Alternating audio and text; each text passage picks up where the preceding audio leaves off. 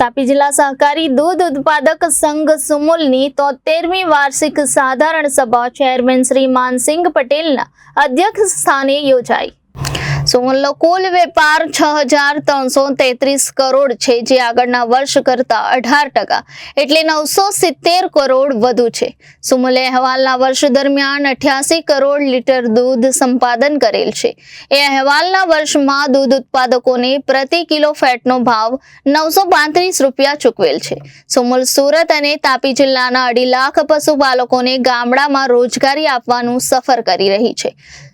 અહેવાલના વર્ષમાં દૂધ ઉત્પાદકોને 4,200 કરોડ રૂપિયા ચૂકવવામાં સફળ રહી છે। સુમુલ આગામી દિવસોમાં ગોવામાં 2 લાખ લીટરની ડેરીની સ્થાપના પણ કરશે।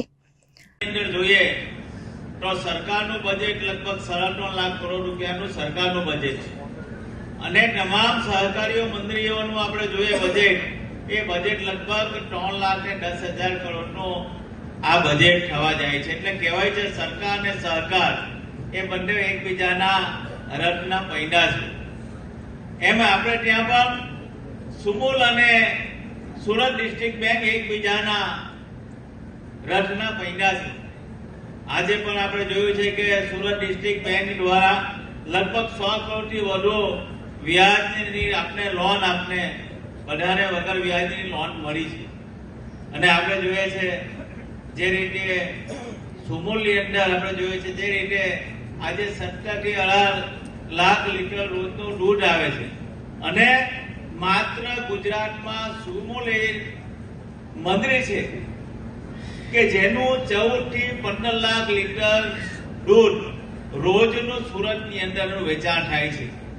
બાકી આજે તમે બનાસ ડેરી જાઓ, બીજી ડેરીની અંદર જાઓ તો એમણે 10% કે 15% દૂધનું વેચાણ થાય, બાકી બધું બહાર એક્સપોર્ટ કરવું પડે। માત્ર સુમુલ એવી ડેરી છે કે જેનું આ દૂધ સુરતમાં વપરાય છે। અંદર જોઈએ તો સરકારનું બજેટ લગભગ 3.5 લાખ કરોડ રૂપિયાનું સરકારનું બજેટ છે અને તમામ સહકારીઓ મંડળીઓનું આપણે જોઈએ બજેટ, એ બજેટ લગભગ 3,10,000 કરોડનું આ બજેટ થવા જાય છે। એટલે કહેવાય છે સરકાર અને સહકાર એ બંને એકબીજાના રથના પૈડા છે।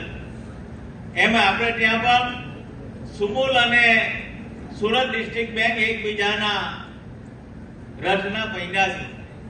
આજે પણ આપણે જોયું છે કે સુરત ડિસ્ટ્રિક્ટ બેંક દ્વારા લગભગ 100 કરોડથી વધુ વ્યાજની આપણે લોન બધાને વગર વ્યાજની લોન મળી છે। અને આપણે જોઈએ છે જે રીતે સુમુલની અંદર આપણે જોઈએ છે જે રીતે આજે 17 થી 18 લાખ લીટર રોજનું દૂધ આવે છે અને માત્ર ગુજરાતમાં સુમુલ એ મંડળી છે કે જેનું 14 થી 15 લાખ લીટર દૂધ રોજનું સુરતની અંદરનું વેચાણ થાય છે। બાકી આજે તમે બનાસ ડેરી જાઓ, બીજી ડેરીની અંદર જાઓ તો એમણે 10% કે 15% દૂધનું વેચાણ થાય, બાકી બધું બહાર એક્સપોર્ટ કરવું પડે। માત્ર સુમુલ એવી ડેરી છે કે જેનું આ દૂધ સુરતમાં વપરાય છે। Jayesh Patel, director Sumul dairy.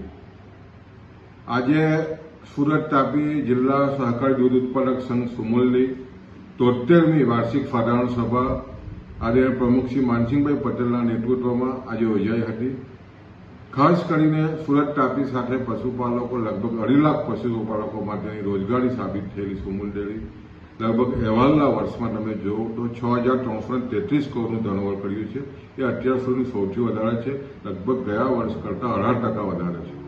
સાથે સાથે અહેવાલના વર્ષમાં 88 કરોડ લીટર દૂધ ગુજરાતમાં 2 ગામોથી શરૂ થયેલી આજે સુમુલ તમે જુઓ તો 2 જિલ્લા સુરત તાપી સાથે ગુજરાત, મહારાષ્ટ્ર અને ગોવા સુધી વિસ્તરણ થયું છે। લગભગ 88 કરોડ લીટર દૂધ આ વર્ષમાં આવ્યું છે અને લગભગ જે રીતે ભાવ વધારો અને જે રીતે ભાવો જે સુમુલે આપ્યા છે, સમગ્ર ગુજરાતમાં પ્રથમ હરોળના ભાવ આપ્યા છે। ભાવફેર સાથે 935 રૂપિયા કિલો ફેટના જાહેર થયા છે અને પશુપાલકોને અહેવાલના વર્ષમાં 4,200 કરોડ રૂપિયા આપીને એક ખાસ કરીને દક્ષિણ ગુજરાતના પશુપાલકો માટે ખૂબ જ મોટી રોજગારી ઊભી કરવામાં આ સુમુલે સફળતા મેળવી છે।